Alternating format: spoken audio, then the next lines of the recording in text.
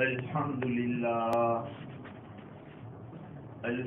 لله وحده والصلاة والسلام على من لا نبي بعده أما بعد فأعوذ بالله من الشيطان الرجيم بسم الله الرحمن الرحيم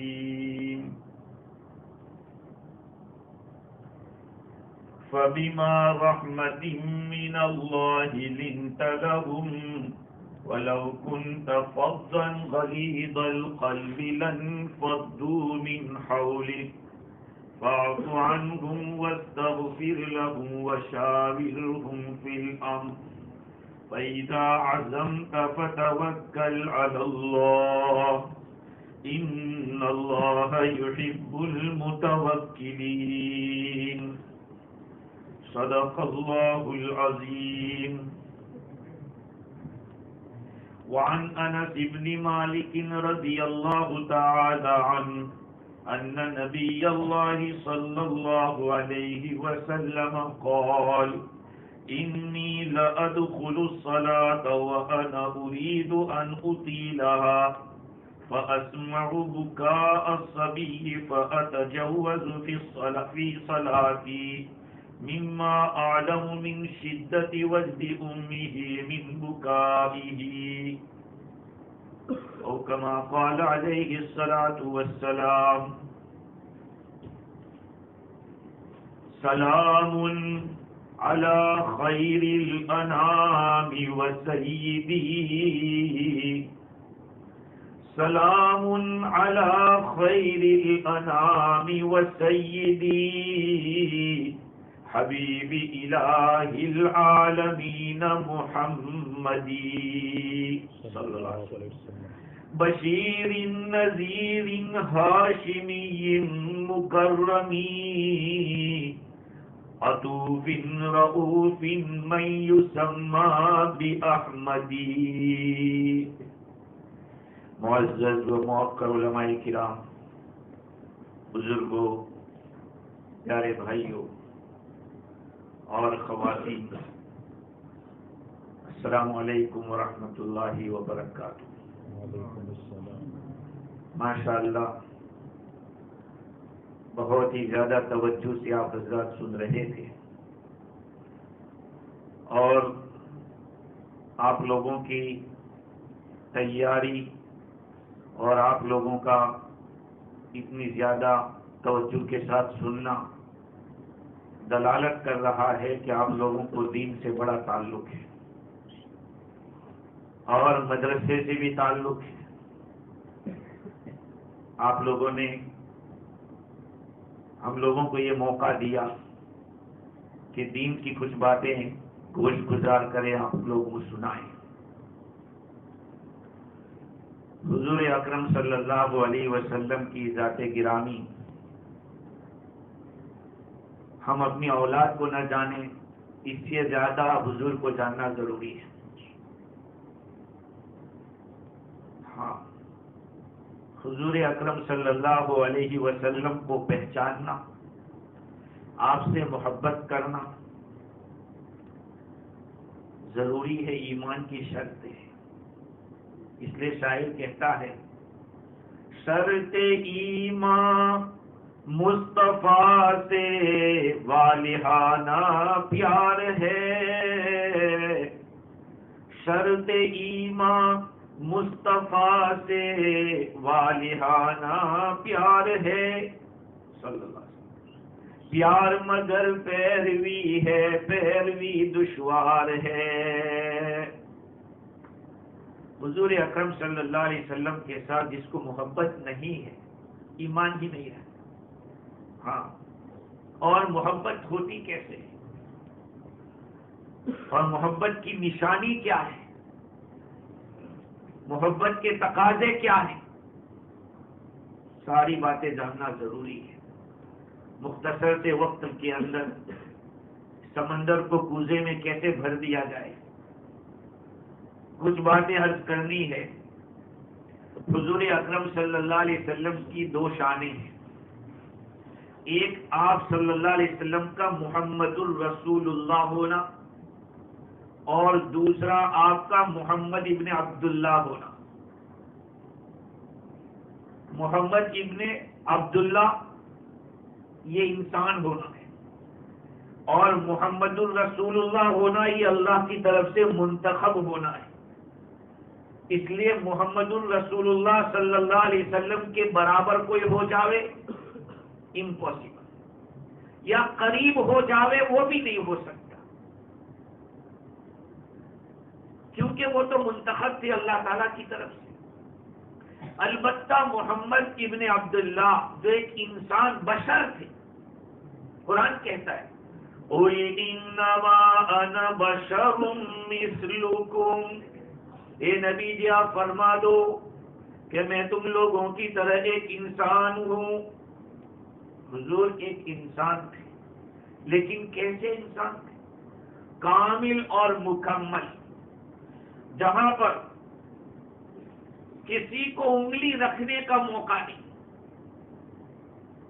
ہاں, اب انسان ہونے میں بھی دو باتیں, ایک آپ کی شکل و صورت جیسے اللہ تعالیٰ نے آپ کو بنایا تھا, اور ایک آپ کی زندگی, آپ کے اعمال, افعال, اقوال, یہ ساری باتیں.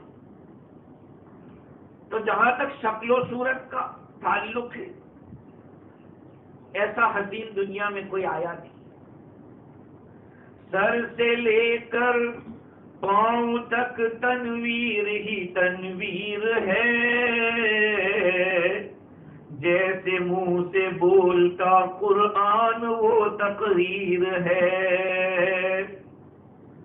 سوچتی ہے ساری دنیا مصطفیٰ کو دیکھ کر, کیسا ہوگا وہ مصور جس کی یہ تصویر ہے. سر سے لے کر پاؤں تک حضور کو دیکھو تو نور ہی نور, چمک ہی چمک ہے. جیسے کہ یوں سمجھو کہ قرآن مجید بول رہا ہے. اگر قرآن مجید کو بولتا دیکھنا ہو تو حضور کو دیکھ لو. قرآن اللہ کا کلام ہے.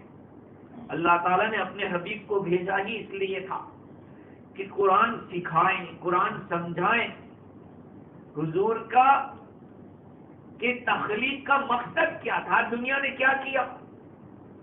حضور پیدا ہوئے اس کو تو یاد رکھ لیا, لیکن کیوں پیدا کیے تھے اس کو نہیں یاد رکھا. اسی کی مارا ماری, سمجھ کا پھیر ہے, اسی کا نام اجمیر ہے. سمجھنے کی ضرورت ہے کہ اللہ کے نبی کی تخلیق کا مقصد کیا تھا. جیسے ایک طالب علم نے بھی بیان کیا تھا مکالمے کے اندر کہ لوگوں کو قرآن سکھانا, لوگوں کو اخلاق سکھانا, لوگوں کو دلوں کی صفائی کرنا, یہ سارے کام تھے حضور کے. اللہ تعالیٰ نے مقاصد بیان کیے حضور کی رسالت کے. ظاہری بات ہے آج مقصد سے آدمی ہٹ جاوے اور غیر مقصد میں لگ جاوے. باپ نے اپنے بیٹے کو بھیجا کہ جاؤ سوا جاؤ اور یہ سارا سامان لے کے آ جاؤ, گاڑی کا کچھ بھی سامان لانا ہے. لڑکا گیا اور پورے سوا میں گھما, اچھی طرح کھا پی کے اچھی ہوٹل میں رہا, اور پھر 2-4 دن کے بعد گھرے آیا تو باپ نے پوچھا بیٹا کیسا سفر تھا؟ ارے ابا کیا بتاؤں, وہاں کا کھانا اور کیا ماحول تھا وہاں کا, جو چیز منگوائی تھی وہ لایا کہ نہیں؟ کہ نہیں, وہ تو میں بھول گیا. تو کیا کرے گا باپ؟ اس کو کہے گا کہ ماشاءاللہ بڑا ہوشیار لڑکا ہے. تو آج ہم لوگ مقصد رسالت کو بھول گئے کہ حضور کو اللہ تعالیٰ نے کیوں بھیجا تھا. ارے بھائی پیدا ہوئے, لیکن پیدا ہونے کے بعد حضور نے کیا کیا اس کو آج لوگ یاد نہیں کرتے, اس کو بھول جاتے ہیں. حضور اکرم صلی اللہ علیہ وسلم کی جہاں تک حسن ظاہر کا تعلق ہے, آپ کا چہرہ کیسا تھا؟ آپ کا قد درمیانی تھا, نہ تو بہت زیادہ وائٹ نہ تو بہت زیادہ گیہوں کلر, اور کیا کیا باتیں احادیث میں آئی ہے. عائشہ رضی اللہ تعالیٰ عنہ فرماتی ہے کہ اگر یوسف علیہ السلام کو دیکھ کر زلیخا جو ساتھی ان کی سہیلیاں تھی انہوں نے حضرت یوسف علیہ السلام کو دیکھ کر انگلیاں کاٹی تھی، اگر میرے حبیب کو نبی کو دیکھ لیتے تو وہ اپنے دلوں کو کاٹتے تھے، اپنے دلوں کو کاٹ ڈالتے۔ یہ اللہ کے نبی کا اتنا حسن تھا۔ عائشہ فرماتی ہے کہ رات کو اگر مجھے سوئی میں دھاگا پیرونا ہوتا تو حضور کے نور کے اندر، حضور کی چمک کے اندر میں دھاگا سوئی کے اندر پیرو لیتی تھی۔ یہ تو حسن ظاہر ہے۔ اسی کو حسن بن ثابت رضی اللہ تعالیٰ نے اشعار میں اس طرح کہا وَأَحْسَنُ مِنْكَ لَمْ تَرَ قَطُّ عَيْنِي وَأَحْسَنُ مِنْكَ لَمْ تَلِدِ النِّسَاءُ۔ میری آنکھوں نے اس آپ سے زیادہ حسین کسی کو نہیں دیکھا اور آپ سے زیادہ حسین کسی عورت نے نہیں جنا۔ خلقت مبرأ من كل عیب كأنك قد خلقت كما تشاء۔ آپ تمام عیبوں سے پاک پیدا کیے گئے اور آپ ایسے پیدا کیے گئے جیسے کہ آپ خود چاہتے تھے۔ یہ حضرت حسان بن ثابت رضی اللہ تعالیٰ عنہ کے اشعار ہیں۔ میرے بھائیوں، حضور اکرم صلی اللہ علیہ وسلم کی کمالات اور آپ کی اخلاق، آپ کی سیرت طیبہ، تبھی ہمارا جلسہ کامیاب ہو سکتا ہے جبکہ ہم اپنی زندگی میں اس کو داخل کریں۔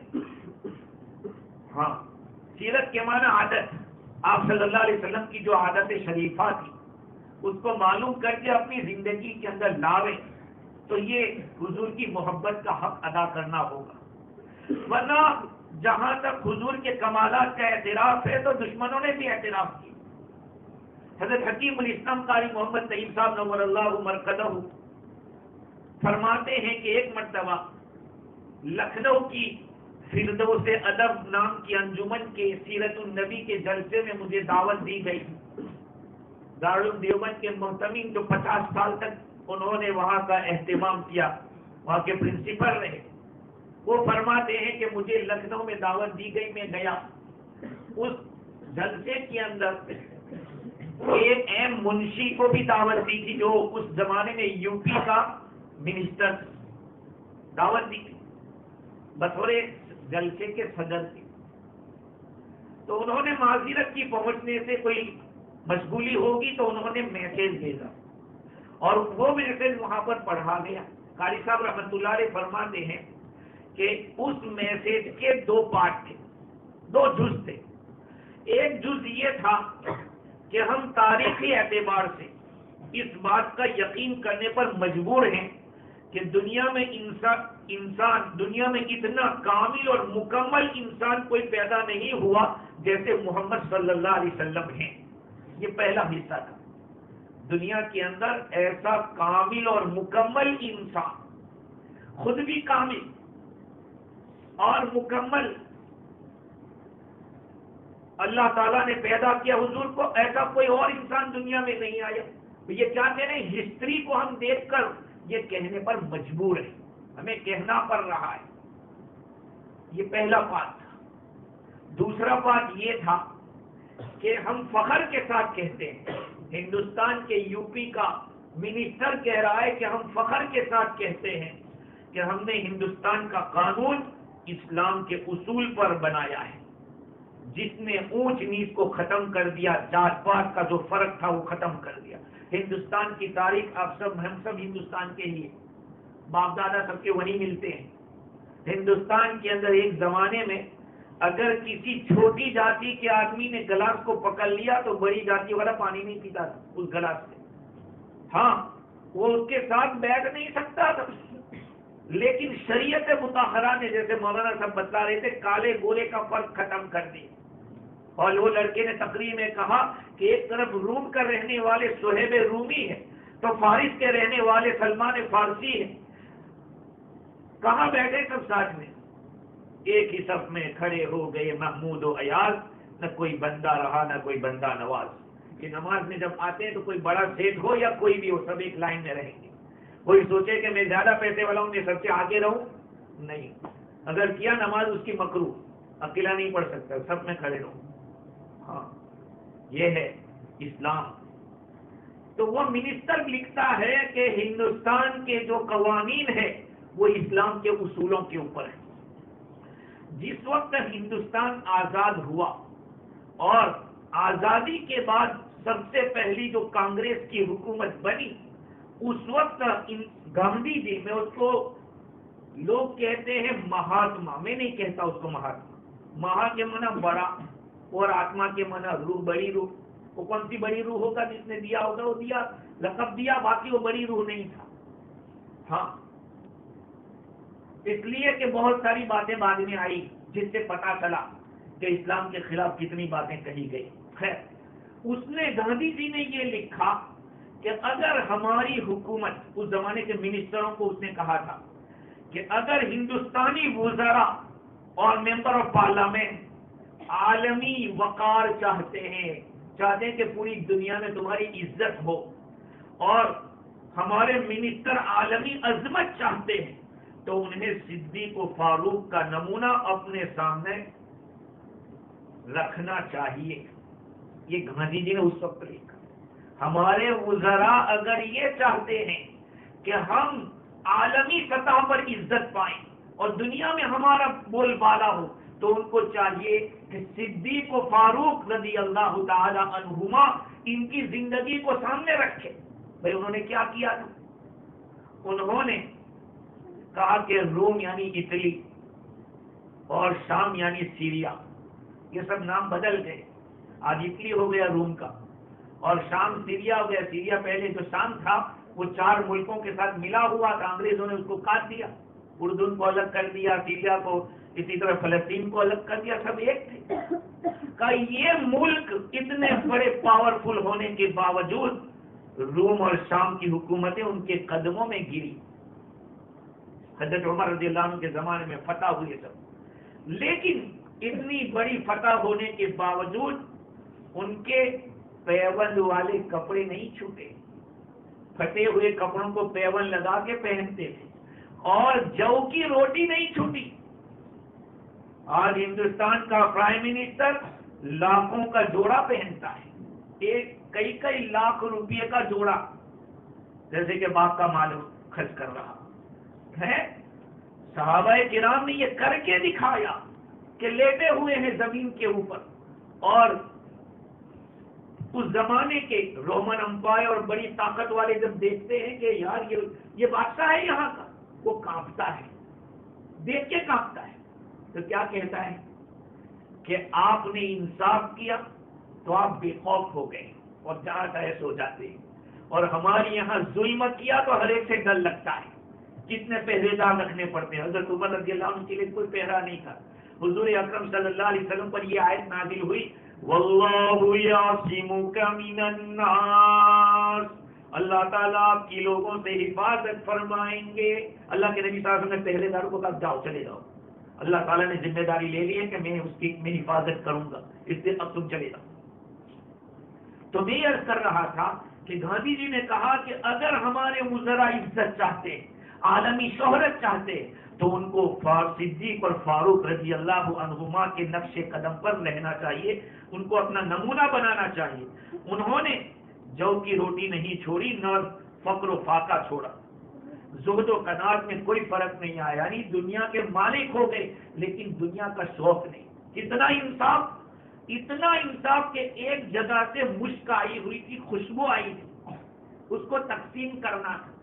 حضرت عمر رضی اللہ عنہ کی بیوی کو منع کیا کہ نہیں، تیرے پاس اتنا جو لگائے گی تو تیرے پاس خوشبو زیادہ آ جائے گی. یہ انصاف تھا. آج ہم لوگ نہ حلال کا فرق ہے نہ حرام کا فرق ہے، کسی بھی طرح لا بھائی. ہم یہ سوچتے ہیں کہ جتنا زیادہ ہوگا اتنا ہم بڑے ہو جائیں گے. بھائی زیادہ سے نہیں ہوتا، برکت والی وہ چیز ہونی چاہیے. اسی لیے کہا گیا کل قیامت کے دن جو پوچھا جائے گا مال کے بارے میں سوال ہوگا کہ من این اکتسب وفیما انفق.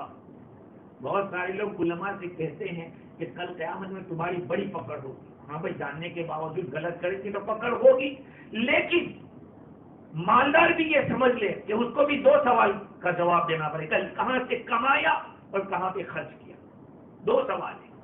ایک تو کمانے کا راستہ بھی صحیح رکھنا چاہیے اور جہاں خرچ کر رہے ہیں وہ راستہ بھی صحیح ہونا چاہیے۔ کمایا تھا صحیح ڈھنگ سے لیکن غلط جگہ خرچ کر دیا، پکڑ ہو جائے گی۔ غلط، یہ تو اکثر ہوتا ہے کہ جو غلط کمائے گا غلط ہی جائے گا، اس میں کوئی شک نہیں۔ خیر تو یہ ایک الگ موضوع ہے۔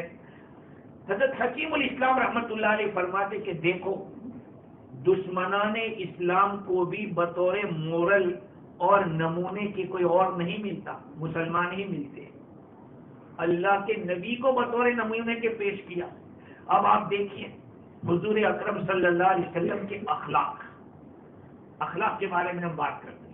حضرت انس رضی اللہ تعالیٰ عنہ فرماتے ہیں کان رسول اللہ صلی اللہ علیہ وسلم یعود المرض ویشهد الجنازہ، حضور صلی اللہ علیہ وسلم بیماروں کی عیادت کرتے تھے۔ بیماروں کی عیادت، کون سے بیمار؟ پیسے والوں کی۔ آج ہم نے تقسیم کر دی، محلہ صاحب ہوں گے تو بار بار جائیں گے اس کی عیادت میں، اور بیچارہ کوئی غریب ہوگا اس کو کوئی پوچھے گا بھی نہیں۔ اللہ کے نبی صلی اللہ علیہ وسلم نے غیر مسلموں کی بھی عیادت کی ہے۔ نہیں، وہ یہودی بچہ جو حضور کے پاس آتا رہتا تھا، جانکری میں بیمار تھا، حضور تشریف لیتے اور اس کو دعوت دی، وہ ایمان میں داخل ہو گیا اور ایمان کے ساتھ دنیا سے گیا، تھا تو وہ غیر۔ یعود المرضى، حضور بیماروں کی عیادت کرتے تھے، اور ہم کتنوں کی کرتے ہیں؟ پٹا ہے تو بھی جائیں گے، بار بار جائیں گے، اور چھوڑ یار اس کو، اس طرح سے اس کو ٹال لیں گے۔ یہ دین ہمیں نہیں سمجھا تھا۔ دین تو کہتا ہے کہ جو بھی بیمار ہو اس کی عیادت کرو، اور کتنی عیادت؟ گھنٹے تک بیٹھنا ضروری نہیں ہے۔ فواق ناقہ روایت میں آئے، کتنی دیر بیٹھنا ہے بیمار کے پاس؟ فواق ناقہ، فواق ناقہ کس کو کہتے ہیں؟ دودھ دوتے ہیں تو اتنا بس، فواق ناقہ اس کو کہتے ہیں۔ اونٹنی کو دوڑنے کے وقت جیسے ایسے ہاتھ اٹھائے اتنا کیا، اتنی دیر، زیادہ بیٹھنا ضروری نہیں۔ یہ عیادت ہو گئی، تھوڑی دیر جا کے مجھے سفید کیسے اللہ کو اللہ بات کرو انشاءاللہ، یہ کہہ کے چل گئی۔ آپ کو 70,000 فرشتے آپ کے لیے دعا کریں گے، لیکن ہوتا کیا ہے؟ ہم ڈیوائڈ کرتے ہیں، پٹا ہے اس کی عیادت کرو، جس سے پیسے والا ہے اس کی کرو۔ نہیں، یہ اسی تقسیم نہیں ہونی چاہیے۔ جو بھی بیمار ہے اس کی عیادت کرو۔ حضور جنازے میں شرکت کرتے تھے، ویشهد الجنازہ، جنازے میں بھی آج گاؤں کے اندر جنازہ ہوتا ہے۔ آج کل کچھ دنوں پہلے ہمارے یہاں میسج آیا ایک گاؤں کا، میرا جو ننیال ہے وہاں کا، کہا ایک آدمی غریب آدمی دن میں گزر گیا تو 30-40-50 آدمی تھے۔ کہا کہ یہ تو باہر کے لوگ تھے، تو گاؤں کے کہاں تھے؟ یہاں بھی ایک بیماری ہے، یعنی ہمارے فی جی کے اندر، آپ کے گاؤں کی بات میں نہیں کر رہا۔ ایسا ہوتا ہے کہ جب آدمی گزر جاتا ہے تو اگر سنبند ہے تو جائیں گے، نہیں ہے تو بھی کہا کہ یار چھوڑ، ایسا نہیں ہونا چاہیے، بہت زیادہ ثواب ہے۔ دیکھو اللہ کے نبی جنازے میں بھی شرکت فرماتے تھے۔ میں یہ بتانا چاہتا ہوں آپ کو کہ دنیا کے پرائم منسٹر اور دنیا کے منسٹر اس بارے میں دیکھ لیں کہ اللہ کے نبی کا کوئی ایسا نمون کے پیش کرتے دوسرا کوئی نمونہ۔ منسٹر لوگ بھی نہیں پہنچتے، یہ تو منسٹروں کے منسٹر تھے، بعد از خدا بزرگ تو یہ قصہ مختصر۔ اللہ کے نبی کا مقام کتنا اونچا ہے۔ یا صاحب الجمالی ویا سید البشر بوجهك المنیر لقد نور القمر لا يمكن الثناء كما كان حقه بعد الخدا بزرگ توئی قصہ مختصر۔ یا صاحب الجمال، اے جمال والے، یا سید البشر، اے انسانوں کے سردار، آپ ہی کے چہرے، روشن چہرے سے چاند نے روشنی حاصل کی ہے۔ آپ کی تعریف جیسے کرنی چاہیے وہ نہیں ہو سکتی۔ بس اتنی بات ہے کہ خدا کے بعد کسی کا مقام ہے تو آپ ہیں، اللہ کے بعد اگر کسی کا درجہ ہے تو وہ آپ ہیں۔ اتنے اونچے مقام والے، اس کے باوجود جنازے میں شرکت کرنا، اور وَيَأْتِي دعوت المملوک غلام کی دعوت میں بھی آپ آ جاتے تھے، حضور غلاموں کی دعوت میں بھی شرکت کرتے تھے. چھوٹے آدمی ہیں، غریب قسم کا آدمی بلاتا ہے تو ہم لوگ سوچتے ہیں کہ کیا کریں گے، چھوڑ یار ہے. مملوک کا لفظ حدیث میں آیا، غلام کی دعوت پہ حضور تشریف لے جاتے تھے. اور وَيَرْكَبُ الْحِمَارُ، دراز گوشت پر آپ سوار ہوتے تھے. دراز گوشت ڈونکی کو کہتے ہیں. عرب کے اندر گدھے پر سوار ہونا کوئی عیب نہیں ہے. ہندوستان اور دوسرے ملکوں میں عیب سمجھا جاتا ہو تو سمجھے اپنی جگہ، لیکن عرب کے اندر گدھے پر سوار ہونا یہ کوئی عیب نہیں. حضور اس پہ بھی سوار ہو جاتے ہیں. یہ نہیں کہ مجھے تو اعلیٰ اونچا گھوڑا ہی چاہیے، جو بھی سواری ہوتی تھی. ہاں یہ بات سواری کے بھائی ایسی گاڑی میں ہم نہیں جائیں گے، ہم کو تو ایسی گاڑی چاہیے، بھائی مقصد پورا ہونا چاہیے. اور آگے فرماتے حضرت انس رضی اللہ تعالی عنہ، وَلَقَدْ رَأَيْتُهُ يَوْمًا عَلَى حِمَارٍ خِطَامُهُ لِيفٌ، میں نے حضور صلی اللہ علیہ وسلم کو ایک مرتبہ ایک ڈونکی پہ سوار ہوتے دیکھا، اس حال میں کہ آپ کی جو رسی تھی وہ کھجور کی چھال کی بنی ہوئی تھی. کتنی سادگی تھی، کتنی سادگی. اور حیا حضور میں کتنی تھی، شرم کتنی تھی آپ صلی اللہ علیہ وسلم کے اندر، جس کو موڈیسٹی کہتے ہیں. موڈیسٹی یہ صفت ہے، اتنی تھی. حضرت انس فرماتے رضی اللہ تعالی عنہ، حضرت ابو سعید خدری رضی اللہ عنہ اس روایت کی راوی ہے کہ آپ صلی اللہ علیہ وسلم ایک جس عورت کی شادی نہیں ہوئی، بے بیاہی عورت، وہ جیسے اپنے پردے میں اپنی اوڑھنی میں شرم کرتی ہے، کہ اللہ کے نبی کی شرم اس سے بھی زیادہ ہوتی تھی. تمہاری لڑکی کتنی شرم کرتی، کسی سے بات نہیں کرتی، کہ اس سے زیادہ حضور کی شرم ہوتی تھی. یہاں تک کہ اگر آپ کسی چیز کو ناپسند کرتے تھے تو اللہ کے نبی کے چہرے پر ناگواری کے آثار ظاہر ہو جاتے تھے. آپ کے چہرے پہ دکھ جاتا تھا کہ حضور کو یہ چیز ناپسند ہے. ہاں یہ حیا تھی. اور شفقت کا کیا کہنا حضور کی. بعض دفعہ حضور صلی اللہ علیہ وسلم فرماتے ہیں کہ میں چاہتا ہوں کہ نماز لمبی پڑھاؤ، لیکن کوئی بچہ روتا ہے تو میں اپنی نماز کو مختصر کر دیتا ہوں کہ کہیں اس کی ماں کو پریشانی ہو جائے گی اگر میں نے نماز لمبی کر دی اور اس کا بچہ رو رہا ہے تو اس کا دل کہاں رہے گا. بعض روایت میں تو قل یا الکافر قل هو اللہ یا قل اعوذ بالفلق قل اعوذ بالناس فجر کی نماز میں حضور نے پڑھی. حالات یہ اتنی شفقت تھی حضور صلی اللہ علیہ وسلم کی، اور برداشت حضور کا اتنا. طفیل دوسی رضی اللہ تعالیٰ جب اسلام میں داخل ہوئے ہیں، حضور نے فرمایا جب گیا کہا کہ حضور میں جاتا ہوں کہ اپنی قوم میں دعوت دوں گا. کہا اچھا دعوت دوں. دعوت دی تو کوئی قبول نہیں کیا. یہ آئے کہا حضور کسی نے مانا نہیں، آپ بد دعا کر دو. اللہ کے نبی صلی اللہ علیہ وسلم قبلے کی طرف گھوم گئے اور کہا کہ اللہ تو قبیلے دوست کو ہدایت دے دے اور ان کو تو لے آ. اللہم اہدی دوسا وقتی بہم او کما قال صلی اللہ علیہ وسلم، تو ان کو ہدایت دے اور ان کو لے آ. یہ کتنی شفقت ہے. یہ آپ صلی اللہ علیہ وسلم کے اخلاق سے ہمیں سیکھنا ہے میرے بھائیوں. اور اپنی حضور کی جو زندگی خود کی تھی بہت سادہ، لباس کپڑا پہننا، کھانا کھانا، اسی طرح سے گھر میں رہنا بالکل سادگی کے ساتھ. کہتے کہ لباس حضور کا بالکل سمپل ہوتا. آج ہم میں سے اللہ معاف کرے اعلیٰ سے اعلیٰ قسم کا کپڑا پہنے گا لیکن ٹخنوں سے نیچے تک، جو مکروہ تحریم حرام کے قریب ہے، ٹخنوں سے نیچے تک. اور اتنی سخت وعید آئی کہ اللہ تعالیٰ اس پر نظر رحمت سے قیامت کے دن نہیں دیکھے گا.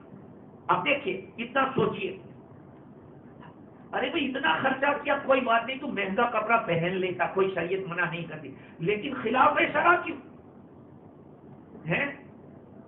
میں نہیں کہتا کہ بھائی یہ سنت لباس لیکن شرعی لباس ہے، میں یہ کہوں گا. دیکھو یہ فرق ہے.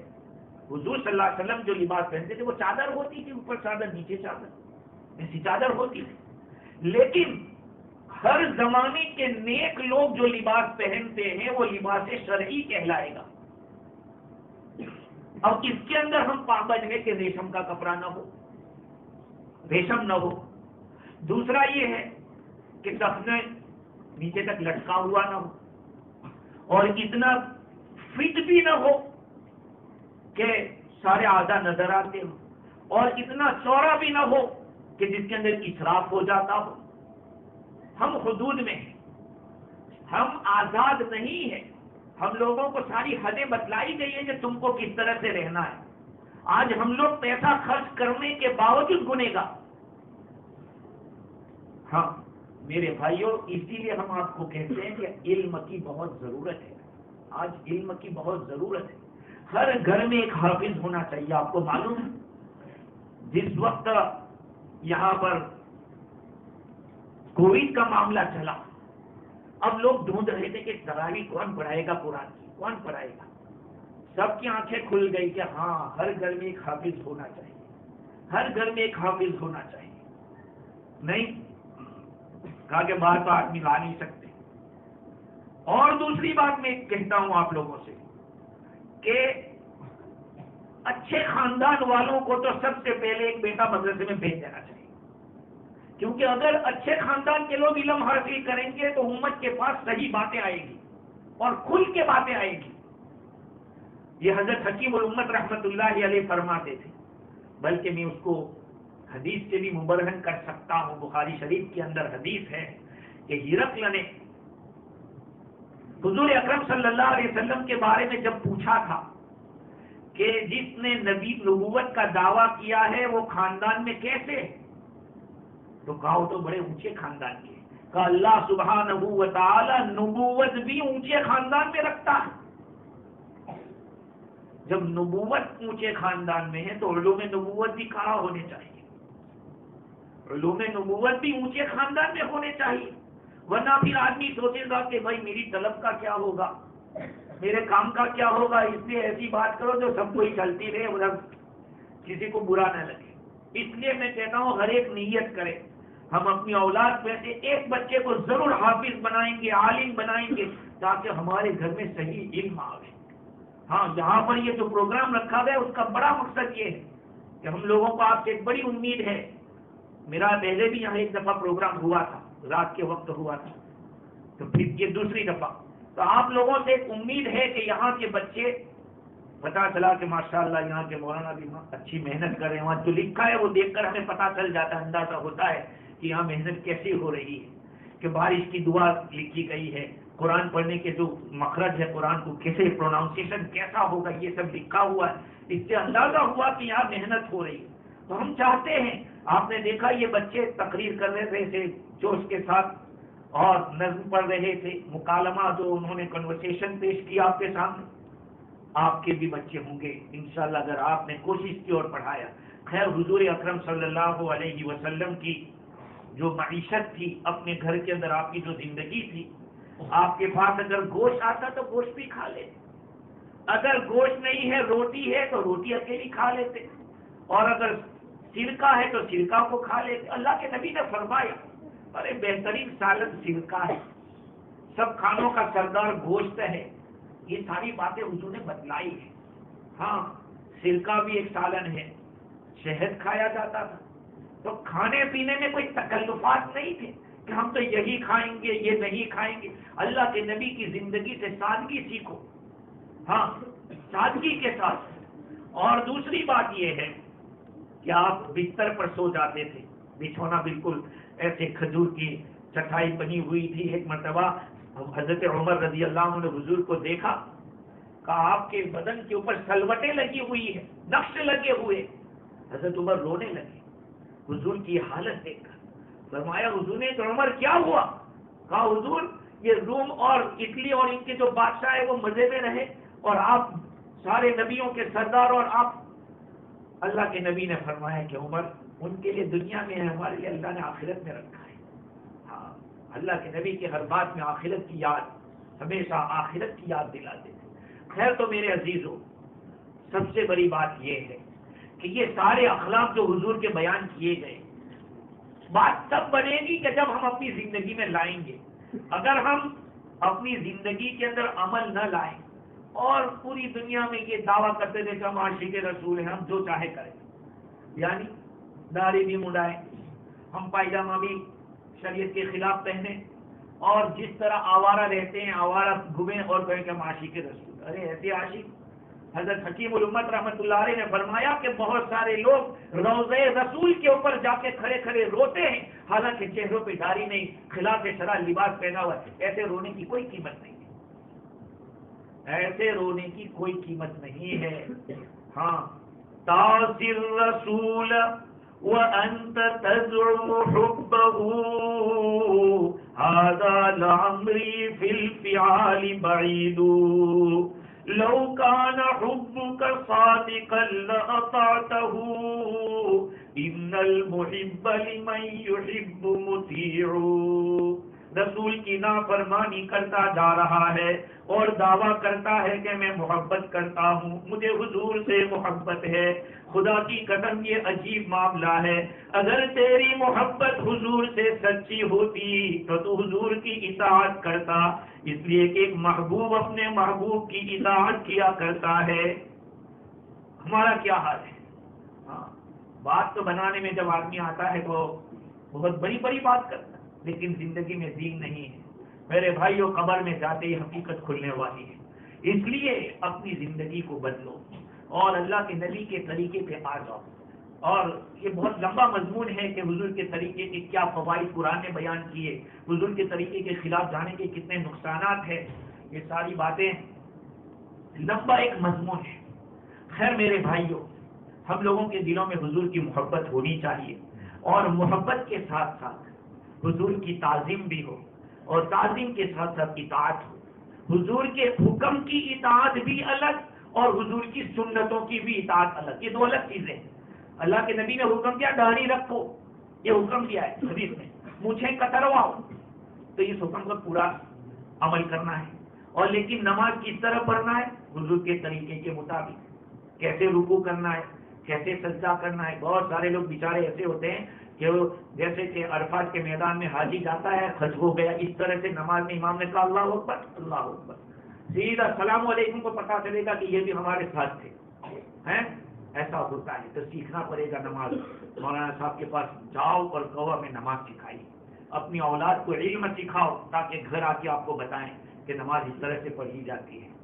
خیر, حضور اکرم صلی اللہ علیہ وسلم کی محبت اللہ تعالیٰ مجھے بھی عطا فرمائے, آپ حضرات کو بھی عطا فرمائے. اللہ کے نبی کبھی اپنے آپ کو اسپیشل نہیں بتلاتے تھے, اپنی اسپیشلٹی نہیں چاہتے تھے. ایک مرتبہ سفر میں تھے آپ صلی اللہ علیہ وسلم کے ساتھ دوسرے صحابہ کرام بھی تھے. راستے کے اندر کھانا پکانے کی نوبت آئی تو کسی صحابی نے عرض کیا کہ حضور میں بکری ذبح کروں گا. ایک نے کہا کہ حضور میں چمڑا نکال لوں گا. ایک نے کہا کہ حضور میں پکا لوں گا.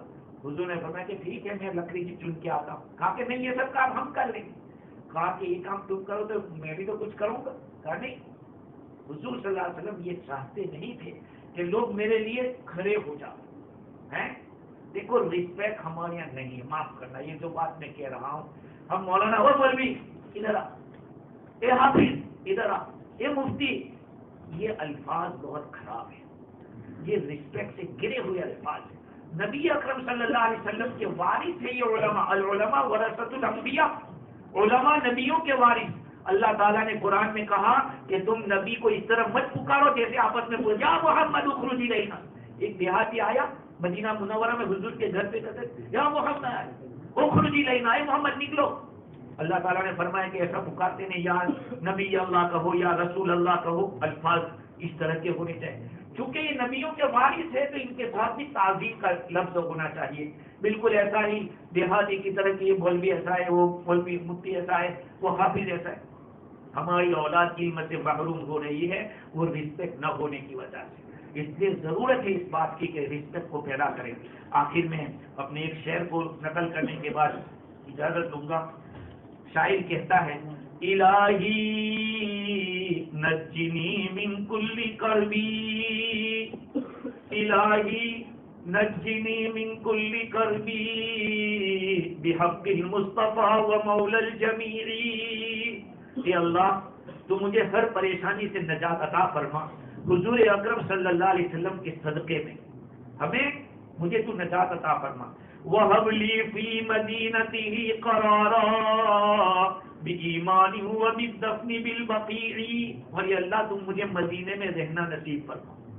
مدینے میں مجھے رہنا نصیب فرما ایمان کے ساتھ، اور میرے دفن بھی کیا جائے تو بقیع کے اندر مجھے دفن کر، رہوں تو ایمان کے ساتھ رہوں، اور مروں تو پھر مجھے سونا بھی بقیع میں نصیب فرما، جنت البقیع وہاں پہ قبرستان ہے مدینہ منورہ میں، آپ صلی اللہ علیہ وسلم کے روضے مبارک کے بالکل سامنے ہے۔ تو شاعر یہ کہتا ہے کہ اللہ حضور کے صدقے میں ہر مصیبت سے تو ہمیں نجات عطا فرما، اور ہمیں مدینہ منورہ کی حاضری اور وہاں کا رہنا ایمان کے ساتھ نصیب فرما، اور وہاں بھی موت بھی دے تو دفن ہمیں بقیع میں کیا جائے۔ خیر اللہ تعالیٰ یہ جو کچھ باتیں کہی گئی ہے، مجھے کہنے سے زیادہ آپ حضرات کو سننے سے زیادہ عمل کی توفیق عطا فرماوے، اور اس پروگرام کو اللہ تعالیٰ اپنے دربار میں قبول فرماوے۔ جن حضرات نے جس طرح سے دام درہم سکون جیسے بھی مدد کی ہے، اللہ تعالیٰ ان کو دن دگنی رات چگنی ترقی عطا فرماوے، ان کی نسلوں کے اندر اللہ تعالیٰ علماء صلحاء پیدا فرماوے۔ یہ دعا من والجملہ جہاں امین بعد، وآخر دعوانا ان الحمد للہ رب العالمین۔